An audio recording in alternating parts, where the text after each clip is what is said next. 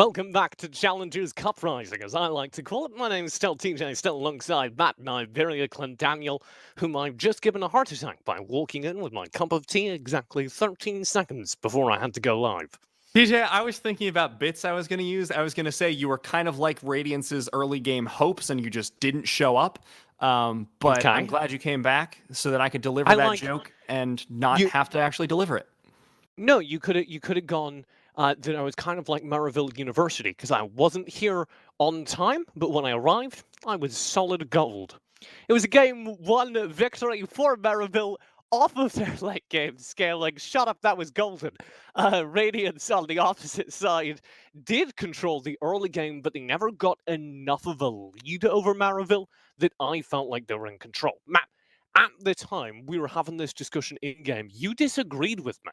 You said, oh no, Radiance have got what they need. Can you, first of all, would you care to explain yourself? And second of all, how do you think Radiance double down on that in-game too? So my thinking was that you're against an Ezreal who has not hit his full scaling with the 2 items that have been completed and scaled up. At the time, he was sitting on an unstacked Muramana. Hadn't made the transform yet. He was sitting on a Sheen and a Stinger. That is the lowest power state of an Ezreal at 1.5 items, especially because he was having a rough early game. Going for the Trinity Force is super risky because you lose so much power. So I expected with Andy Bendy being 2 items with that Blade of the Ruin King and the Runance, he would be able to have enough power to just absolutely wipe the team. The problem was Radiance could not force any engages on the composition. Yep. They didn't have hard engage that was reliable enough to get into that fight. We're going back to the Lulu. They didn't have any engage from their team, and they had called the Forge God, and Braum negates that with his wall. That's their engage. As we saw several times. Yeah. And you know, we were puzzled about the Lulu. I said, you know, maybe you could use it kind of defensively. You can shut down things like the Kindred, but we never got to a point where that was necessary, or where that would turn a fight. There were 2 columns. Either it wasn't necessary, then we hit like the 20-minute mark, and all of a sudden it wouldn't matter even if you did land a sick polymorph. And during those first 20 minutes where they needed to have a savior, they needed a hero, they had no engage to speak of. So I want to see Radiance, if you're going for that same early game look, give me something. Give me a draft that makes me believe you can execute on it. Because what we saw in game 1 was a failure to do that. I'm going to be entirely honest with you, TJ. If it weren't for Kalista getting benefits from having her Black Spear partner in lane, I would have said just use it on someone else. Use it on the jungler. Because my god, that Lulu was useless in teamfights with it. He never tossed her in, which totally makes sense because that's suicidal, but at least then she's in range to polymorph once. I like the idea of picking up a small grandmother and just throwing her at the other just team. Just yeeting her into a fight. It's like, woo! But that was sort of my problem. You know, the Lulu doesn't synergize with the Kalista ult whatsoever. And on top of that, when you do use it, it's defensively. So you don't get anything out of that relationship. You know, it's just toxic. So I really hope that they can move on and find better partners. Maybe the Lulu can find a nice Twitch somewhere. Sure. You know, the Kalista can find something like even the Leona I would have been happy with. Yeah. The important thing was that grandmother was a little bit mean to her stepchild. And we need to see them find a new home as we head into draft number 2. This analogy, TJ, is like the grandmother, the stepchild, so then her grandchild. I lost the tree a bit as well. Just kind of snapped. Radiance over on the left-hand side here as we head into our draft number 2. I want to see what changes, but so far it's looking a little bit the same. Oh my god. It's flipped. Maryville pick up the Kalista. They flipped the script. Have we got the team sides backwards? No, I don't think so. Because there's the 1-0 over there on the... There we go. See, it is hard. Right. It is hard. This is like ludicrously hard, everyone watching at home. I know your thing is just like, just pointing it on your screen. No, it's the opposite, and I keep forgetting that. Trundle being picked up, fantastic. Yeah. It's one of the strongest blind pickable junglers in the meta right now, outside of Graves, and Graves was banned away. So, fantastic job by Maryville. It gives you a little bit of engage, gives you a lot of early power in terms of not only going for ganks, but jungle invades as well. Trundle has a lot of strength in. Let's frame this as a jungle matchup zone, because we do have the Kindred that they're playing into. And the Kindred, for me, has been an incredibly powerful jungler. I think all the people that are running Olaf are underestimating what happens when he faces someone who can farm as fast during the early game and do more damage once we get to the late game. I think Maryville are going to struggle to deal with that. We do get Radiance locking in a misfortune for their bot lane. I like this pickup because it has laning strength that is like roughly comparable to the Kalista. Kalista still edges out on this one, but if you can get some good picks up with the Q, you will out damage her in short trades. So you have a way to fight back in the early game. The Azir Syndrome mid lane matchup is very standard. We've gone back to scripts. This makes total sense. I'm trying to work out what our support line is going to be. That's why I look so puzzled, because you know I care much more about this sports than literally anything else in the game. And backing up a misfortune into a Kalista is difficult at the best of times. I'm also not seeing any support bans so far, unless you count the set for some odd reason. So we're going to be living in a world where things like the Nautilus, oh, never mind, not the Nautilus, are going to be available to grab. And if Radiance get hook engage, I actually think they're off to a fantastic start in this draft. Huh. I thought they were going to pick the threat. Oh, no. Maryville had next pick, so the Thresh Band makes sense. My bad. Forgetting draft order. Basic things. So I was expecting, like you said, a hook support would be fantastic here. The priority, though, for Radiance is to deny away a good combo support with that Kalista so that they also lack that hard engage. But I'm willing to bet Maryville will not pick Lulu. Not to put too fine a point on it. Radiance maybe jump the Lulu. Let's go for the Orin here before we circle back to the support battle. It's okay, take your time, buddy. Talked a ton about the bot lane. We actually didn't see either top lane drafted so far. Both teams believe it to be the most important matchup here. We do get the Kale out from Radiance.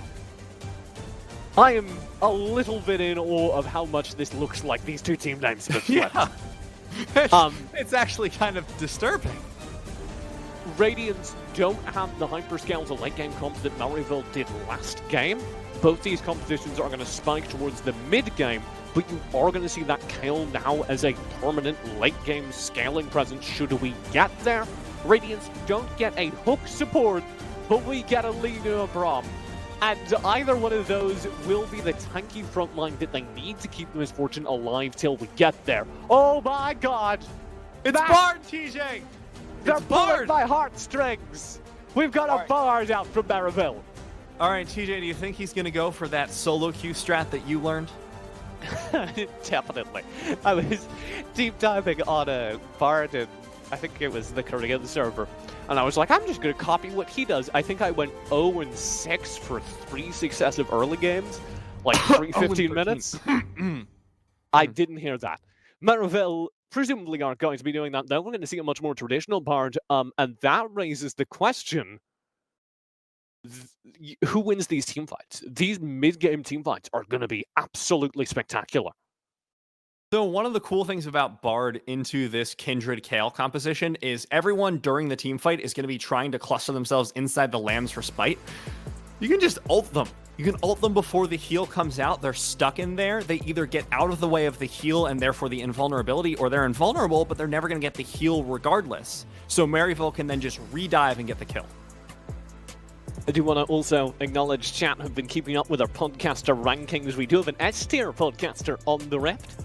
Shout out to Shady, who'll be dropping some stick truth. S+, actually, challenges. Yeah, the official challenges Uprising podcast. Hopefully, we don't have quite as much of a podcast as we had to the later phase of the last game. Neither team's hyper scaling, so I assume not. But I do think both these teams are going to kind of hit the pause button until we get to the mid game. It'll be very difficult for either of them to get much done. Maybe you get the Kalista or Misfortune out ahead, and that changes things, but I don't think either team particularly benefits from early game team fights. So I see something a little bit strange here. Radiance, Engo has gone for Fleet Footwork. Now, that was a very, very standard rune pickup in the early days of the Kale rework, but later, especially in competitive and in matchups that aren't particularly tough, which I would categorize this Ornn matchup as, you see the fleet footwork, or we saw the lethal tempo earlier, I believe, or PTA for bursts, but makes sense to me. You need to sustain your way out. I just thought it was neat that we saw a different rune matchup, unless I'm completely imagining things. I will comment, though, both of these teams scale up into the mid-game, but they both have incredibly late-game carries. That's what I was going to bring into this, Matt, because once we hit the team fighting phase of this game, we are just all action for the rest of the video game. I think we're probably going to see a handshake early game. Nobody really benefits from fighting. But once we get to the 15-minute mark, we're going to have a real boy roller coaster, Matt. Oh, None of those kid ladybug roller coasters. We got We'll have a loop-de-loops. loop-de-loop? Yeah! AKA the teams throwing back and forth until one of them wins? Make me throw up. I'm going to talk about the group, though, because I do think it's important to note as we head into this. This is, of course, in Group B, where Maryville University currently has 5 points. Radiance currently have 4. Maryville in the 4th place slot are literally on the cutoff for making it out of groups. As we're heading into our final weeks here, this is the second to last week of play.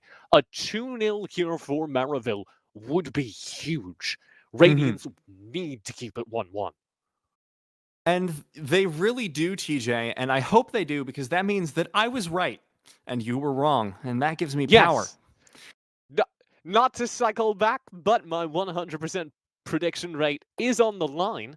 I said that Maryville would 2-0 here today. You and Foxy, I believe, both said 1-1, you and your dog. Yep. I can see your star analyst back there. Yeah.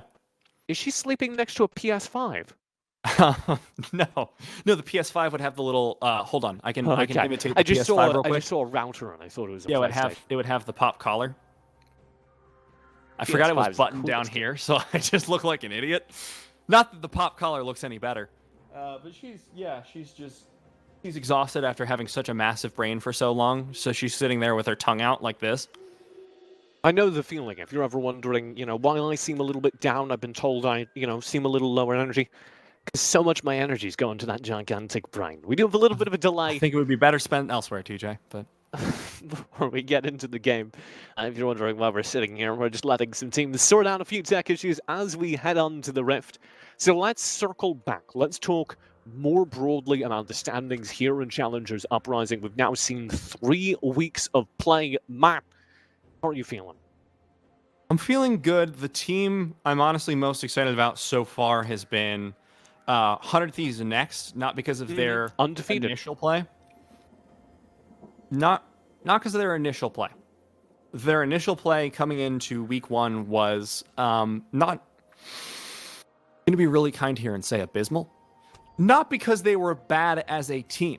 They were fantastic. They were fantastic individual players, but their macro was severely lacking. Their decision-making as a collective was not there. They didn't have a whole lot of team cohesion. However, last week, we saw them step that up in a big way. And seeing that level of team cohesion come together that quickly makes me really excited to see what they're going to come out with next week, come out with in the playoffs. And that's been part of a larger narrative that you can kind of track throughout the rest of the amateur scene. Definitely, if you're hanging out in our chat today and enjoying it, there are other amateur tournaments, and I'd encourage you to peek in on them, because we're all friends here in the amateur scene, and 100 Thieves have been competing in many of those friendly SGC tournaments, and every single week they look better and better, and it's been a really fun narrative to track as 100 Thieves kind of come into their own as a team. It's evidence that given the resources of a full organization, any one of these rosters, I think, could be, the next farm league for your academy, your LCS teams. Yeah. NA Amateur has the talent, and it's going to be on display today as we get into game number 2. Now, TJ, speaking of coming back to form, that's what Radiance have been trying to prove today. They need to prove that they are able to bring it forward into being that high-tier competitive team, because as we mentioned at the beginning of the day, they started off in a really rough slump. 30 seconds until minions Really rough slump. Let's bring to bear this game again. We were talking during the draft about how we'd probably see a handshake early. I expect that to go one of two ways. Either it's a handshake of mutually assured destruction and it's pure blood, or we see nothing for the first 10, 15 minutes. I suspect I think nothing will happen top, for sure. So here is what I was going to get at. I think the thing we're undervaluing is the fact that these amateur teams will much rather take fights than not take them. And we've seen this throughout amateur. But they very much subscribe to the LPL philosophy of, hey, we're never going to know 100% we're going to win a team fight. If we think we have a shot in a team fight, we take it. So Yeah. you see a lot of these teams go in for, you know, close odds team fights that might be 50-50 depending on who's rating their odds in the fight. And that you don't get in some of the slower leagues, in some of the higher tiers of play, which is one of the things that makes amateur so fun to watch. So I suspect if you tell two amateur teams, hey, neither one of you is especially ahead during the early game, they're going to look at each other and say, so you're saying there's a chance? Yeah. And we're going to end up with both these teams just going wall to wall from minute one. That's definitely the energy I get. Now, the two places I would suspect that to happen the most, TJ, are going to be in this mid and bottom lane. The mid lane, because Syndra should theoretically have a decent early game into this Azir. The problem, as you're seeing, is that Azir has a stronger shove, at least in early levels, and once Syndra's under that tower, she can do absolutely nothing against that damage. Wolf's Claw poked Young down to like half health with one trade. So that's what you have to be careful about. But in this bottom lane, we mentioned both of them have a strong early game. So they can just kind of scrap. Like, if they're really feeling it, they just want to beat the hell out of each other. And I'm looking forward to that. Avi's feeling it. He's obvious. There's no universe in which you find that pink, but there is a universe in which you give him a big scare. I think you give him a medium one. So One, you relieve pressure for your Syndra, right? You know, she was having trouble. She was getting shoved in earlier. Give her a little bit of relief. Iconic slip right past him in the river somehow. And now there's big trouble. Young's going to take the turn, though. It was a beautiful flash away and maybe able to find a little bit more. No stun available for the next few seconds, but this is a whole lot of damage coming out from the Dark Spheres. Young not going to get up for that it. was beautiful. Oh, yeah. That was genuinely beautiful. He takes a 2v1, he fights it, and he comes out on top. And now Maryville are down a whole lot of HP on their mid laner. Their jungler has been thrown off tempo. That's a massive victory for Radiance in the early game. I will say, though, that Young was forced to flash and ghost in that engage and to back following. So Wolf's Claw may be able to just shove in this wave, get the back into the TP, and it's as if nothing happened. Oh my god. Engage already. The aggressive heal going in is answered by value. There's so much. Remember how we were talking about amateur players liking to fight, chat? Yeah. Happening. I feel like I'm standing around the corner chanting, fight, fight, fight. But neither team really stood to gain anything. That was what was confusing to me about that particular bot lane scrap. Is I completely understand going for fights you're not sure you're going to win. You know, that has been the LPL ethos. But nobody is going to win that unless somebody profoundly messes up. This one's different now. We do have Abby with the cutoff. He has been spotted on ward. Niles knows they're coming. Oh, the flash away. So clean. Abby with a flash and a slow to follow up, but not quite enough damage. Oh as my Niles god. Probably missed it clean. That was beautiful. Flash right through the mountain. Gets himself to safety. A little bit of BM as well. An important part of a successful escape.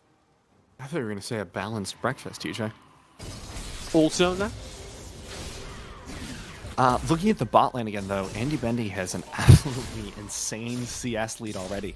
I was theorizing in my head, but didn't want to say out loud because I'm not quite that confident. I have confidence issues, chat, but that's okay. We're all our own people. I suspected that the threat from Misfortune Braum would be enough to zone Callista off a little bit with the Qs. And it seems like I was right on top of the early engage that was really aggressive from Andy and Cow. Stun will win the flash Q from Cow. so aggressive. They have the passive on. There's the stun going down. Andy Bendy may be able to find it, but the damage coming out from Value is so big. First blood goes over to Avi, and Shady will answer back. Now a 2 versus 2. I don't think you guys want this, actually. ADC for ADC. Shady finally realizes he doesn't want it, takes a mystical journey through the rock. I am perplexed as to what goes down there, but Value gets the kill, and I guess that's the important part, because they managed to trade even. Top lane, the action's still going, and goes not going to go down to anything like this. That's Silver Kale. Everything we talked about, no, they're at least challenger, Matt, come on. But everything we talked about has come true in the bot lane. You have these two teams, neither one particularly out ahead, trading dead even, and just going at each other, because there's no downside to it. Sorry, I'm asking chat, because Silver Kale is one of those limited edition skins that only us boomers have, and I don't have it. Not even I'm that much of a boomer, TJ. So it's like, damn, respect, Engo.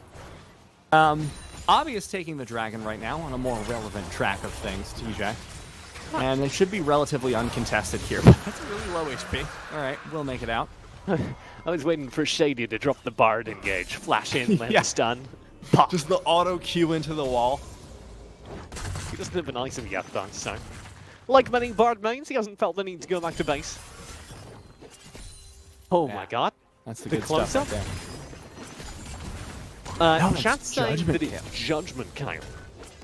So, unfortunately, your boomer instincts have betrayed you. Turns out you're a millennial the whole time. Damn. I'm going to go buy Judgment Kale later. Available in the Riot Game Shot for 975 RP. You're a millennial. Didn't I just explain to you? You're not buying anything in the shop. Can't afford it. Rent's too high. Let's pay attention to this jungle matchup. I do want to bring to bear that we haven't seen any impact so far from Iconic. That's because he's just been farming. That boy has been raising a family. He's got a wonderful log cabin in the Illinois hillside. And you're going to start to get worried as we hit this mid-game and he starts to find, I think. Level 6 on Shady. They could find the engage here. Find it, actually. Andy Bendy in a whole lot of trouble. Doesn't have flash available, only has the heal. They're going for the ultimate. Not going to be able to find it. Andy Bendy so low. Value. One more auto, and Cal's going to find it. Again, a 1-for-1 trade in the bot lane. And Cal's in trouble. He'll be able to dash, stand behind me to a minion. That'll allow him to disengage. Avi just arrived down in that bot lane brawl. And that will mean both players manage to disengage. In the meantime, Engo and Niles are scrapping it out on top. What a sick play bot. I'm loving this bot lane, TJ. It's so bloody. Yeah. We talked about it in the pregame. That is what these teams signed up for. We use the phrase handshake a lot to refer to two teams that have agreed to scrap all game. This has been, I think, the best deal, easily. The best handshake deal in the history of handshake deals, because it's rewarded us with kill after kill after kill. But one of these teams is coming away a whole lot more happy, TJ. Look at the CS lead on Andy Bendy. Like, we were talking about it earlier in the game, and I was like, oh yeah, it's like a 10 CS lead. How impressive. But now it's 20. It's getting real bad here for Value, and yeah, they're both 0-2. But 20 CS is like 2 kills worth almost. Are we worried about Iconic CS lane? Not really. I mean, he's a Trundle. Like, I'm not saying that Trundle doesn't matter. 100% having more gold on that Trundle is more impactful. There's only a 10 CS lead, and Avi has been getting other things done. Oh, is that Silver Kale? Yeah, Thank you, we got a comparison for you, Producer Joe. Okay. With that. I actually prefer Judgment Kale. What the hell, Riot? Oh, I guess you can still buy Judgment Kale. That makes sense. Oh my god! Stand behind me into the Glacial Fissure, and it's instantly punished. That will be the ulti out. Into stopwatch. Cal's spending a lot of time thinking about what he's done wrong. He's going to check his stopwatch and realize that actually it's time to go back in. Value stunned up way behind the turret. Will survive. But a good trade win for Radiance in a bloody bot lane. This lane is so brutal. Onyx Matt. I think they're going to get out of this. I think they're fine. Okay. I went Swifties, and I respect the hell out of that. Because there's like no one stopping my engages ever. Oh no, they're on a ward. They don't know. Now they do. Cow's in trouble. Good barricade will keep everyone alive. Andy in trouble as the flash comes through, but somehow Cow has kept him alive. Andy Benzie will survive. They're not going to chase this. Surely the magical journey does go down in the mid lane. Wolf's Claw gets knocked to half HP. Somehow Radiance come out on top. Well, okay, TJ, we're going to have to work on your phrasing, because I wouldn't call that on top. They almost died and blew It's almost the all their mental stomach. game, Matt. There's no way Maryville are feeling good about that. All right, that's fair. Stun missing onto Niles. Oh, Avi's in trouble. Does he have the lambs for spite? He does, but he's going to die before he can use it. Young Mid's in trouble. Engo's still alive. No ultimate available for them. You do find the kill. That is Avi down. I think you book this as another trade. This is very hard to keep track of. We talked about the idea of this being a handshake, Like the but New I York think Stock Exchange over here. trade's going back and forth. I like it. There's just one overweight New Yorker on the ground yelling, "Hey, I'm trading here." Which player is that this game, TJ? I'd say Wolf's Claw. He's kind of been like a neutral bystander to all this. Yeah, okay. He's watching for the bullpen. So I was gonna say, Radiance, I think you have to paint them as coming out on top so far. Even though it's messy and hard to keep track of, they're maintaining their gold lead where it matters, and they got the first strike. But we're still trading here, and that's gonna be Maryville getting themselves an Ocean Drake back. I apologize to any New Yorkers. I do too, because, TJ, I gotta tell you, bud, that accent isn't getting any better by the minute. I would argue it's getting much more funny. I'd agree with that, unfortunately for Chad. Unfortunately for New York as a place. Yeah. Herald's being dropped in the top lane by Radiance, and this should be the first tower going down for Engo. It's a lot of gold in his pocket, and for a lane that should be going kind of neutral. Orin doesn't really have a say about it, but Engo is going to hit that late game with a massive advantage. Gunblade already completed, and a 30 CS differential. The fact that Engo is out ahead in that lane is huge. Let's talk about bot lane though, because over the wall comes two, Iconic and Shady, onto poor Andy. He's just gone, and there will be no revenge as Value bails Shady right on out. That was a really clean engage from Maryville. They knew exactly how to execute on that one. Every ability calculated perfectly. Fantastic. He just On the did other hand, chef's kiss. I saw it on the camera. Yeah, I don't think it came across on the mic, but I just, you know, making sure, TJ, the highest quality possible. I don't know if that was worth. It doesn't look like they're being punished for it, however, but that is a lot of people to dedicate down to a dive that doesn't really get you a whole lot. They're coming back in CS a little bit, but this Misfortune is going to outscale, and not being ahead at this point, like, these little trades aren't giving you much. Once that Essence Reaver comes out, Misfortune's got the crit. That CDR is going to help her out to spam the ultimate a little bit more, and she's going to continue hurting. Like, that mid-game's looking scary. I think it's entirely fair to say that Misfortune's going to outscale this early game, but the early game success has delayed Andy's presence, right? He's not going to be relevant for a couple more minutes, and that's surely a victory. Radiance do check their notebooks, though. They want to go for a gank of their own, and Shady's already rotating in. This gets very messy, very fast match. Oh, the barrage coming in, and it looks like Avi a little bit low in the Lambs for Spite. Barely any HP, holding on with the Kale ultimate to follow it up. He's still alive. Radiance turns the team fight. They find one, they find another. Andy Bendy full health in the front of the fight, rushing forward, but I think that's all they're going to be able to find so far. The slow lands, making it rain onto Value, but they won't follow up with a kill, and Radiance turn what looked like a disaster to a fantastic fight. The cleanest team fight I've seen all day by Radiance. it does not matter that they're caught out and separated, because watch what happens. Cal catches the initial engagement, the TPs come in, they group up, they pull back. That Emperor's Divide actually kind of helps them do that.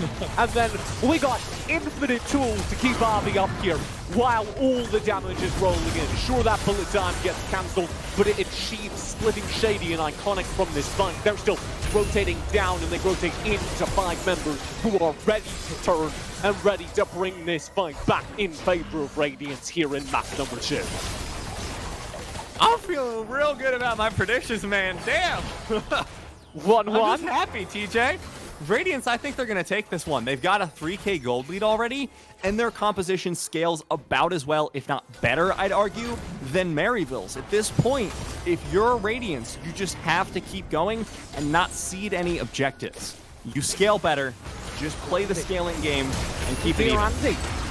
Oh, no. HP, chase down, Iconic finds the kill. Cal can do nothing, he'll have the Glacial Vision, there's a good Emperor's Divide as well. They're trying to make that turn happen, and Abby gets Iconic, but it's a 1-for-1 trade.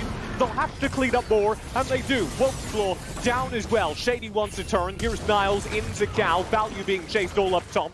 As Cal falls, it's the support down, but Young God has won his fight, and now the turn will come through. Niles and Shady both running for their life, Matt. Ango has the damage here, slowly but surely will chip away onto Niles. Blast plant away into the defense. There's a second blast plant. He's going to try and get over the wall, but not going to be able to find it as Ango picks up the kill. Infernal map really is a blast, TJ. An absolute blast, but not as much as this game. We get another sick team fight. That time it feels like Radiance come out again ahead, but our trading is pretty darn even. Yeah, the problem there was Andy was like totally caught off guard, and there's no way he should have been in that position, let's be frank. But Radiance were able to turn it off some really solid team fighting and forcing Maryville to over-engage. Remember when we talked about unforced errors before? That's a forced error. It forced Maryville to push further into the fight, and at that point with these longer fights, Radiance get the win every single time. You have a ton of rotations coming out of that Syndra, but the Kindred and the Kale especially do so much damage in these fights. If you can keep them hitting, you keep winning. I'm in love with this team fighting from Radiance. It has been so clean. If Andy stops wandering into the street, I think they'll be fine. This Drake's going to get reset. Neither team feels totally comfortable. Maryville's full committing their resources for it. Radiance waiting for the right opportunity to strike. There's the bullet time. Instantly interrupted.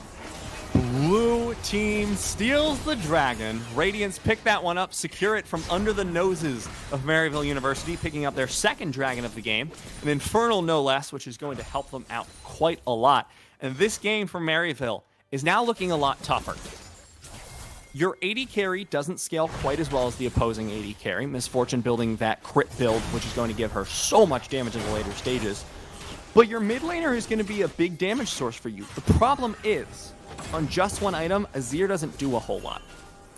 So unless you can find a fight where that Azir is allowed to just free fire with that lethal tempo, you're going to be losing these fights. And so they need to find a better position for this. It's another small victory to Radiance, and they're going to start to press this advantage as we go on. Here they are fighting for a Rift Herald. You really want to contest that, and Maryville do not. No, let it happen. Yeah, fighting for it was a little bit of a stretch there. As Maryville were like, I don't feel like dying, actually. You know, that's not very relatable. I should try for some better content. Welcome to 2020. As somebody who wants to die, I'm not really connecting with Maryville as a team right now. We'll need to change their narrative a little bit to fit that more, TJ, and connect with you as an audience. Speaking of connecting with an audience, Young's Qs are connecting with Iconic's health bar and having quite the impact. So, very successful there. As the knockup just doesn't land. Niles might just die here. Has no impact. I think you're underestimating his HP bar, but the chase is there, and maybe you worked it all. Harvey connects the Glacial Vision from Cal, sets him up beautifully. He's been a very aggressive brawl this game. Oh dear, Shady, what are you up to? He's just part, man. He's just tossing out his cues. He's playing his musical instrument. He's just vibing. Meanwhile, Engo's vibing on the bottom lane tier 1 tower. The 2 rather. And that's dead. 350 gold. 7.5k gold lead almost here for Radiance. This is getting real scary. That turret has failed the vibe check. And we now have a Radiance that absolutely is getting real scary because you've got to be looking towards this Baron. You remember their adventures around the Baron from the last game. Certainly they're spoiling for a second swing of things, and this time I think I believe in them. All right, taking a look at that last fight again. See how Radiance got stuck in this position to start with. Look at Andy getting caught out here with the misposition. But look how far Iconic goes into this fight to follow. Wolf thinks he gets the side angle with the flank, but really everyone's just walking in one by one to die at the side of Radiance. That's what the result of this team fight looks like.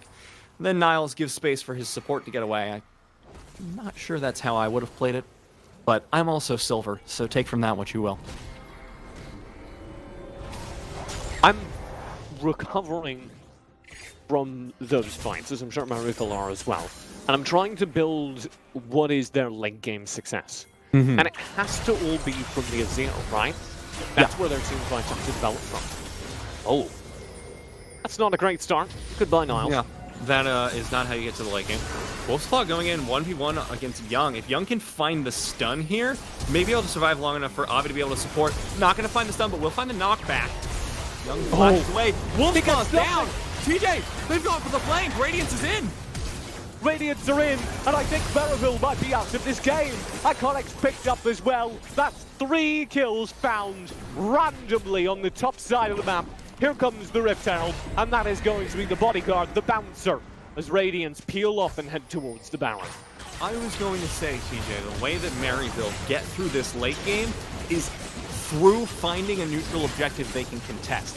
They have so much more damage against the Baron and the Dragon through Rend and Azir's consistent DPS than the side of Radiance. Like, you just melt that thing. However, if you can't get a pick, you can't win a fight, you'll never find that opportunity. And if you yourselves are getting picked off, that is just the game for Radiance 100% of the time. So we were building this whole story about how if Maryville is 2-0 here, that has massive implications for Group B.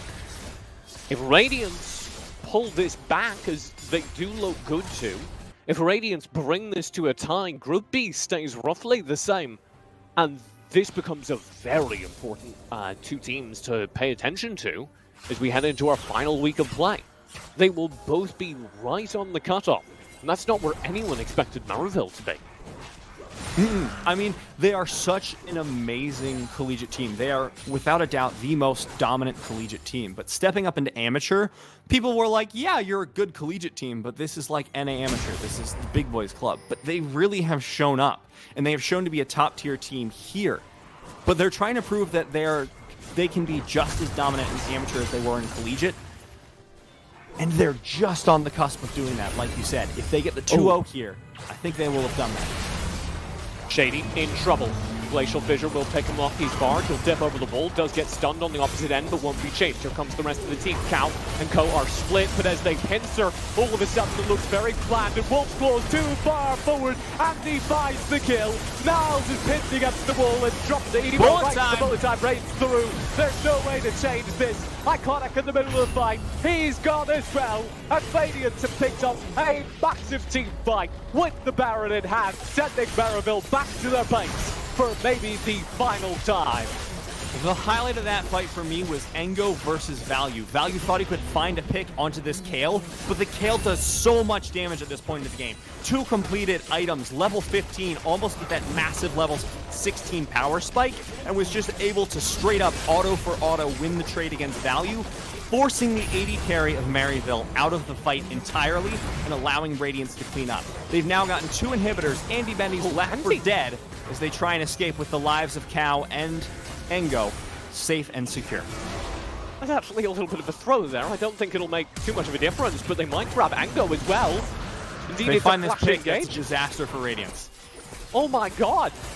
Radiance Oh my god, they're going to lose so many players, and Avi's actually in trouble as well. He didn't realize it until now, but the stunts arrive. Shady's there, and Avi needs to escape now. Remember when we were talking about throws? How did that happen? So there's this idea where if you treat the game as a ball and you toss it to the other team, it's called throwing. That's a little bit of what Radiance did there. They overextended on the escape from the inhibitors. They stayed a little bit too long. Maybe shouldn't have gone for that second one. This fight, again, look at the bottom side. Value had to lifesteal off the Raptors, and Engo just chases him out of the rest of the fight. That was the entire story of that. But now, off of this, if they find this pick on a young mid, I think completely surrounded, just absolutely screwed for the next 5 minutes because of the staggered back timing. Surrounded. Stun will come up. He's gone again, match. The staggered back timers that Maryville are abusing right now are going to be their way back into this game. We said they needed either a miracle or a beautiful objective fight for this. They found the former. By picking off every single member of Radiance, it really is that simple, folks. They have found at least 2 more minutes for them to buy time, because you have to wait another 20 seconds for the Syndra to get back on the map, and from there they need to reset, re-push out all the waves, and that will give time for those inhibitors to come back up. They're about halfway on the timer. There will be a push here into the top side for Radiance, but it won't be enough for them to keep it secure. So now, Maryville may have found their way back into the game. It's a little too early to tell. I do not believe what I just witnessed, though, and neither do Radiance. They want to nail down Niles, perhaps not the target, though. If they don't get this kill quickly, they're going to be in trouble. There is the flank coming in. Glacial Fissure will be there. Niles finally falls. Here comes the rest of his team. Do they engage? I don't think they should. I really think Shady should not be here. He's going to get slowed down, not going to be picked off. Now, this is the problem. This is what happened earlier on in the game. Niles was caught out, and that resulted in a huge play from Radiance. Now, they have a ton of pressure on this top lane tower, and they have a man advantage. There's no way Maryville can reasonably contest this. Now Value getting engaged on. Iconic and Co will have to fall back. That's all 3 inhibs down. Radiance perhaps just pushing for the game, and they have all 3 lanes and super minions here, and they'd like to fight, but they're going to have to do it down to as the Bard ulti lands. Engaged for Wolf Squad does land a big up burst divide, but Go will be fine.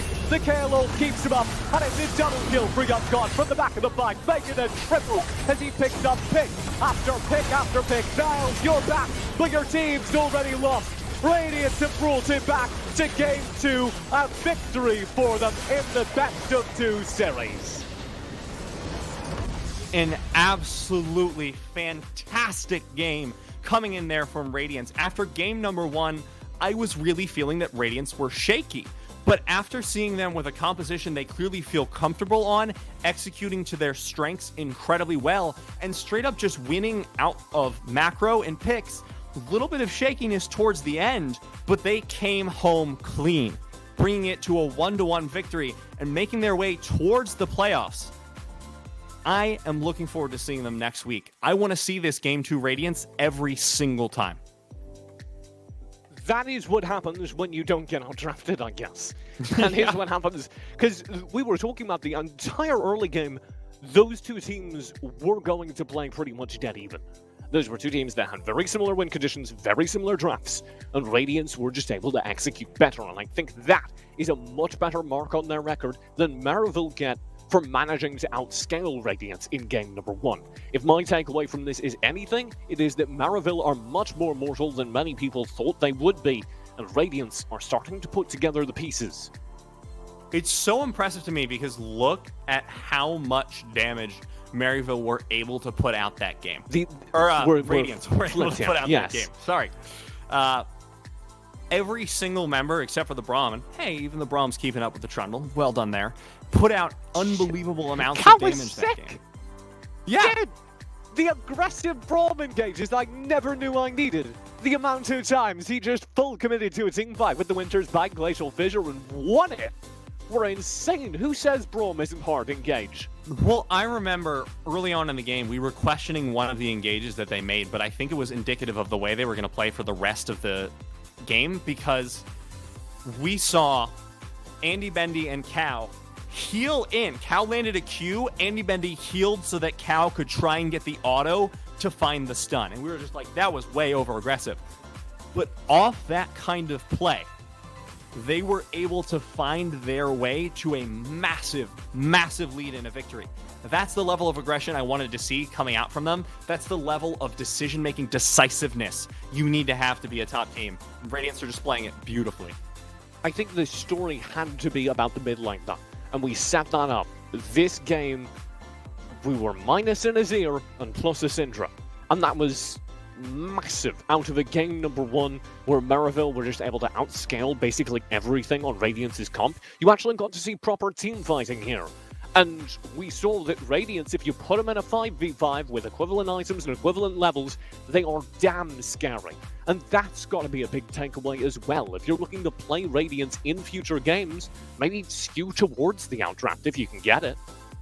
Yeah, they did a fantastic job here. I'm looking forward to seeing what they can show us next week.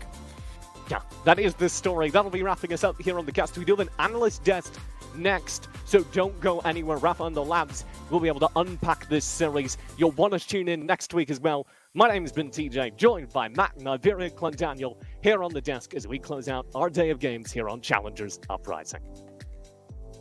Ladies and gentlemen, Radiance did it.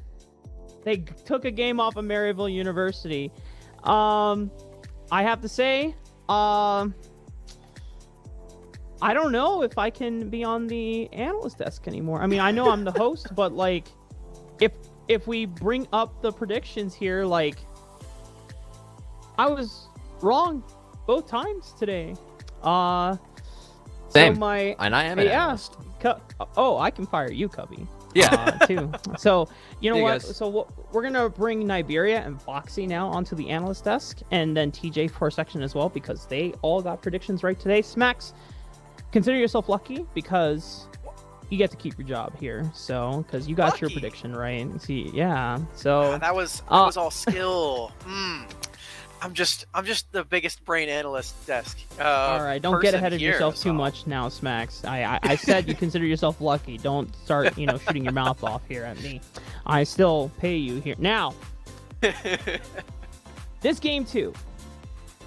For the side of Radiance, there is a lot of amazing adaptations from Radiance. It can all be summed up in one phrase, Smacks.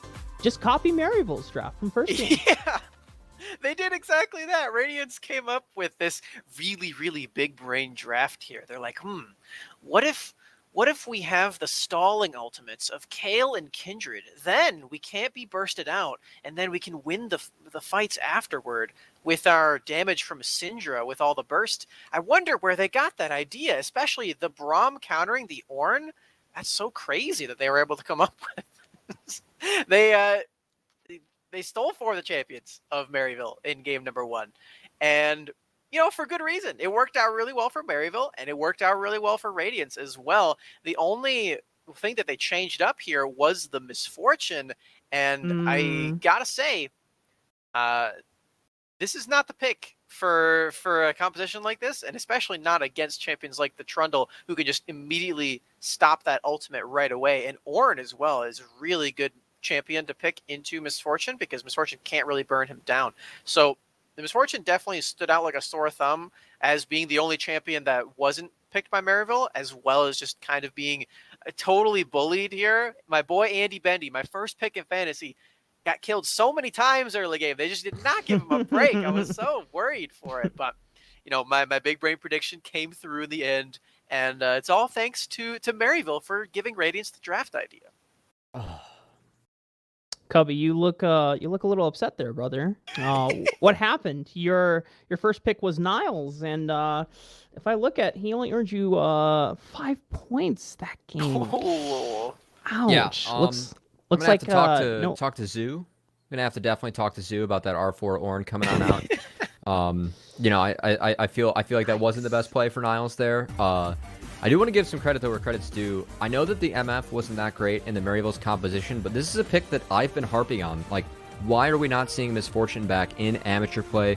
Why weren't we seeing her as a counter into Aphelios? Why aren't we seeing her as a counter into Callista? And I really feel like Andy Bendy played this lane so well. I mean, Braum gets wrecked by Bard, but MF beats Callista, and I feel like Andy Bendy really carried that through in the laning phase, and also had some pretty decent team fights here. As you can see, Radiance, they started winning team fights early, and when you do that with the scaling elements of a Kayle and a Kindred, it's really tough to start coming back.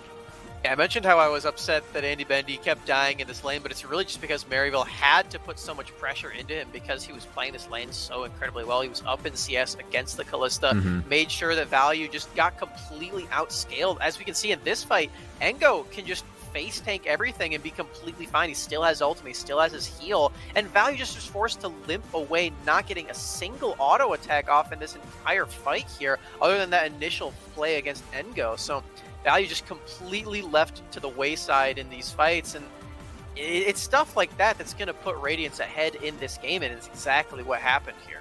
Right, and that's something that we didn't mention about the draft last game that Maryville had, is that when Kayle hits 16, she actually has as much range, if not more range, than Callista too. And level 16 Kayle with those items, it's really tough for you to take her down as Callista. And so yeah, props to Radiance. I mean, I like their adaptations coming on through. I feel like they had a little bit more of an identity this game going into Maryville, and ended up putting up a really good performance, taking that in series, split 1-1, which really hurts Maryville in the standings of Group B as we start to take a bigger picture at what happened today. Rafa, do you have any of the results that maybe you want to fill everyone else in on in terms of what's going on across the rest of the groups here for Cup? So, big news here. 100 Thieves actually went only 1-1 with Frostfire. Frostfire has now joined the elite group of amateur teams able to take a game off of 100 Thieves. Radiance and Maryville being two of those teams now. So Frostfire being in that club, which is pretty damn significant here. But before we get too further into and the other amateur teams in the scope, I do want to break down a couple players that didn't get a lot of love from us here on the desk today. And I'm looking at Young Mid as one of them in particular, because this man performed so incredibly well on the Syndra, and I almost feel bad because in prior weeks, I know me and Cubby have overlooked him in some of our casts and saying, you know what, Young Mid is a little inconsistent. And, the game one, to be fair, on that LeBlanc, only going a KDA of 0, 2, and 1, it's not the most impressive thing in the world, but he showed up so hard. In this game, too, he was absolutely massive in some of those picks and team fighting plays as well. Yeah, Syndra, hands down his most played champ. Especially in solo queue as well. I was very surprised when the LeBlanc game won. And what I always say from Young Mid is, and Radiance as a whole, is that I'm always waiting for someone else to really step up and help out Andy Bendy, whoever it is on the team. And I really feel like that game 2, it was Young Mid on his Syndra. You could see how comfortable he is on that champion. He looked fantastic, dancing around the Azir and the rest of Maryville as that game went on, and really looked strong on that pick. And it's something that Smacks, you mentioned this as we were talking, amidst the game amongst ourselves, is you thought this would happen because Syndra, she did see a light nerf to the mana on her Q, and she makes it through pick ban maybe because of that, and easy for Young Mid to just scoop on up and throw it in the mid lane, and he looked great in the pick. Yeah, it's one of those things where the champion's still very effective, especially it's literally the same champion after you hit level 9, because then you have all your points in your queue and the mana cost is exactly the same. And with a champion like that, one light bump down is not going to knock the champion off of the radar completely enough to where she can get through. And that's why we saw her first picked in both of these games. And that's why we saw Young Mid completely devastate the map on this champion. It looks so clean. It's very similar to what we saw from the Yuumi in the first series, where the Yuumi, you can't use your spells as much, especially that heal, but when you do use the spells, it's still just as powerful. That's the same thing with Syndra. You can't use them as often, especially in that lane, but once you get to those team fights, as long as your mana bar is full, it's not going to matter. You're still going to be doing all this damage. You're still going to be getting the scatter the weak stuns off and just completely obliterating people with the outplay button on the R as well. So this champion is still very strong. I definitely expected that people would be letting her slip through the cracks, but after just watching that, I don't think it's really going to be a valuable strategy. I think you should still ban that champion because it's very, very good. It definitely comes down to what other answers in the draft you have prepared for the Syndra. It cannot simply just be yeah, she got nerfed, right? It's fine. We don't care about her anymore. We can deal with her later. You have to have answers in the composition prepared so that the Syndra just doesn't run amok like Young Mid did. And the other player I also had in mind was Avi, man, because Avi has been someone who we have looked at, this guy needs to step up. He's not having the performances that we're used to seeing him back in his peak on the roster of UCI. And coming into this Radiance roster, things were promising on paper, but the results spoke for themselves, and Avi wasn't always being dealt the best hand. But now Avi being able to, I guess the synergy has come in over hard work and time and patience. And as Avi, mentioned, if you guys were here at the beginning of the broadcast today during that new Challengers YouTube series that we have in the interview with Avi, he's talked about the effects of persistence and how important it is that he needs to keep strong to his work ethic and his schedule, just understanding, the results will come in time. Nothing can be guaranteed right away, right? It has to just come through trial after time after time. And finally, these results are starting to come in, and Avi is starting to flourish into that jungler that we know he can be. And he was just really powerful on this Kindred. Some of the ultimates were fantastic in team fighting and delaying the burst down. Cubby is just, I'm really proud of him, to be honest. Proud dad Rafa. Rafa W's in the chat. No, but Avi, he's someone that coming out of collegiate and a collegiate background, we expect a lot of him from amateur play and taking that next step. And what I've said whenever I've been on Radiance games, it feels like he's still adapting to the level of competition, and he hasn't yet really shown through. But I think he actually had a pretty strong 2 games today, because he was very pivotal in getting his team ahead in game 1, and they didn't do enough and they got outscaled. That happens. But game 2 played really well. You could see the synergy building up too with Young Mid and Engo. That's one of the criticisms I always have for Radiance, is that it feels like they don't really play around that top side. But it was nice to see Avi making some appearances on that top side of the map to lend some help to his solo laners, and it really paid off for them as well. Yeah, I hate to diminish it to just Kindred diff, because that's kind of like on the outside looking in, you kind of see that a little bit with the Kindred and the Kayle as well. Kayle dealing the most damage in both of these games against the Ornn matchup, but there was a little bit of that. Of course, both junglers looked very, very good on the Kindred. We were also talking about Iconic and be like, wow, Iconic picked up so many points in the fantasy for that game 1. It was a shame that no one picked him, and then the same is said about Avi in game 2. The synergy there is really, really good, though. And I really like what you said, Cubby, about how he looked really solid on the Olaf as well. It was definitely not a composition that he was playing against that's very comfortable for Olaf, and that's why it was kind of falling off later. But his early plays on that champion, he did pick up those first 3 Drakes. I mentioned it as a positive for Maryville, that they were still confident enough to outscale that, but you still are not wanting to give all those Drakes over for free, and that's exactly what Radiance's jungler Avi did. So picking up all those Drakes on the Olaf and picking up those early plays as well is really, really impressive, especially when you're against Syndra, this champion that's so strong in the mid lane. So yeah, I definitely want to highlight Avi as well as being a very impressive player here. Maybe I picked the wrong marksman player, as he's popping off on this Kindred, and Andy Bendy was definitely getting bullied in that game too.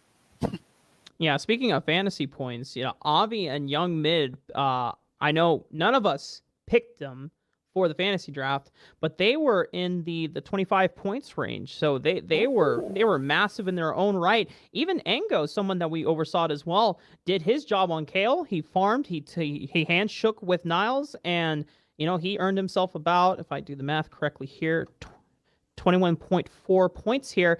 And as the final fantasy points are being tallied, our results are in, ladies and gentlemen. And drum roll, Smacks comes out on top and is currently leading the fantasy point standings at 249.74. Trailing behind is myself, 241.34, whereas Covey, brother, what happened? What happened, Covey? Where did it all go wrong, brother? Tell me.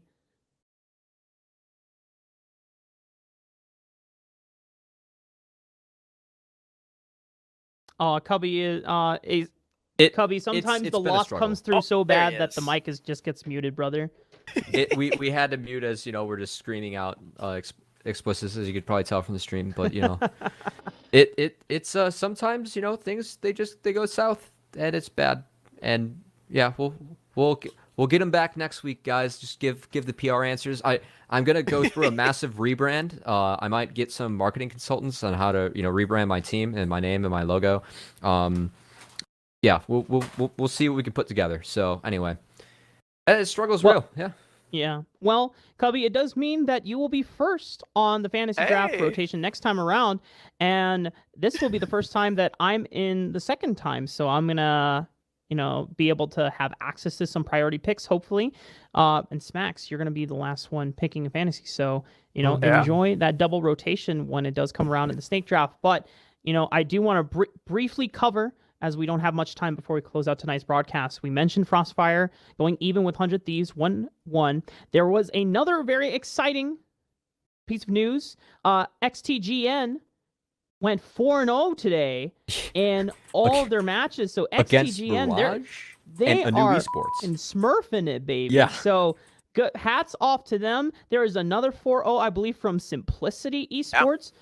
So this does put them higher up in the standings and automatically in playoffs contention. So things are starting to shake up and become really spicy in the standings. Yeah, I just want to say that Group B, Maryville plays 100 Thieves next, and they might have to win 1 or 2 games in that series in order to even make it into the playoffs with, that drop that they've had, because they also went 1-1 earlier against World Class Empyreans too. So that could be a huge match that we see on stream, and a lot of craziness going on with this best of 2 format, and it's coming through.